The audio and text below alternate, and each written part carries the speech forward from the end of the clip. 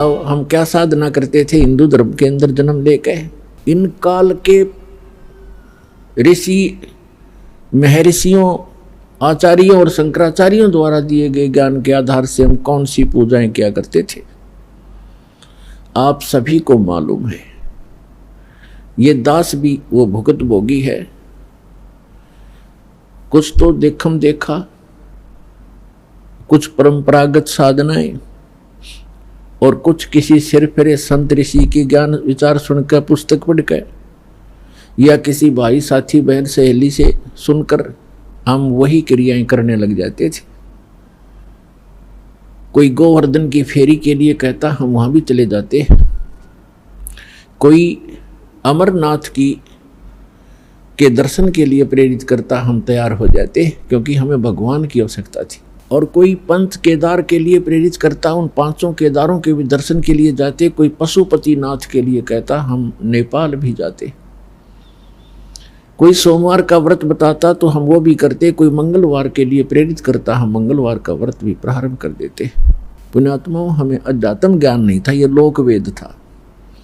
तो परमेश्वर ने स्वयं आकर के एक संत भक्त, और परमेश्वर तो वो थे ही, और एक सतगुरु, इन सब की भूमिका की। जब आदरणीय स्वामी रामानंद जी परमात्मा को देखा सतलोक के अंदर, और फिर वापस देखा वहीं आपके अपने सामने बैठे उस बालक रूप में, तब कहा था, दोहू ठौर है एक तू, बया एक से दो, और गरीब दास हम कारणे तुम आए हो मगदो। तुम साहिब तुम संत हो, और तुम सतगुर तुम हंस, गरीब दास तेरे रूप बिना और न दूजा अंश। बोलत रामानंद जी सुनो कबीर करतार, गरीब दास सब रूप के तुम ही सृजनहार। मैं भक्त मुक्त भया, और भरम कर्म कियो नाश, गरीब दास निज ब्रह्म तुम, मुझे हो गया दृढ़ विश्वास। तो परमात्मा के विषय में कहा स्वामी जी ने, स्वामी रामानंद जी ने, कि तुम साहिब, साहिब माने परमात्मा। जैसे आपको डेफिनेशन ऑफ गॉड सुनाई थी प्रथम दिन, तुम साहिब, साहिब माने परमात्मा, सर्वश्रेष्ठ प्रभु।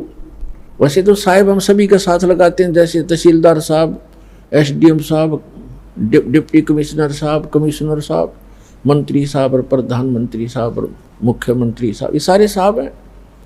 लेकिन इन फैक्ट जब साहब पूछेंगे कि सुप्रीम कौन है, तो प्रधानमंत्री, और उसके बाद माननीय राष्ट्रपति, ये हमारे साहब हैं, वो हैं असली साहब।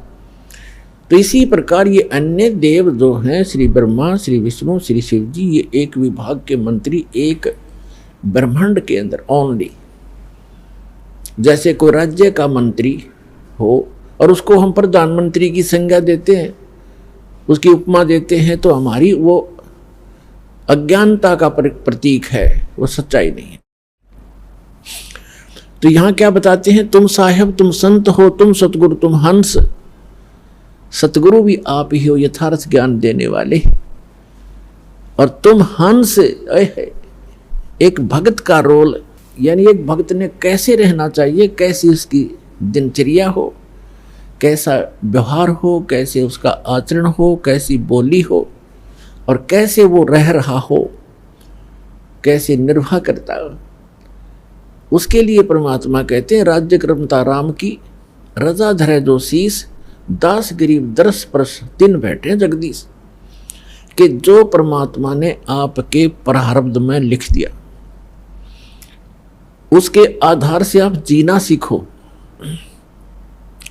प्रारब्ध का मतलब है कि जैसे आप जी को कोई अच्छे घर में, अच्छा घर हम मानते हैं जिसका घना धन हो, कोई अच्छी पोस्ट हो उसकी, ठीक है, आपके संस्कारवश आपका कहीं ऐसा जन्म है, तो ये ना भूलना चाहिए कि आप चाहे कितने धनी व्यक्ति या कितने ही मंत्री प्रधानमंत्री के घर जन्म आपका, आपको उतना ही स्थान चाहिएगा सोने और घूमने फिरने और क्रिया करने के लिए, जितना एक निर्धन जहां गुजारा कर रहा है। एक कक्ष में, एक मकान में 20 कक्ष हों ऊपर नीचे, तो उस व्यक्ति ने एक ही कक्ष में, एक रूम में, एक तख्त पर, बिल पलंग पर, उतने स्थान पर टाइम पास करना है। तो परमात्मा ने हर तरह से हमें समझाने की चेष्टा की है।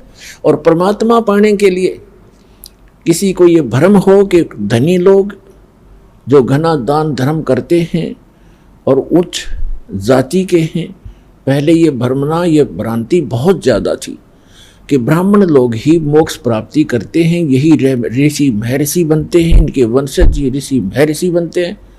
तो परमात्मा ने ये सारी फड़क निकाली थी, ये सारी भ्रांतियां निवारण करने के लिए एक गरीब दुल्हाए की भूमिका की थी कि परमात्मा के भक्त को घड़ी जरूर आवश्यकता नहीं होती, और जब आवश्यकता होती है तो परमात्मा से कुछ छुपा नहीं, उसको सब पता होता है।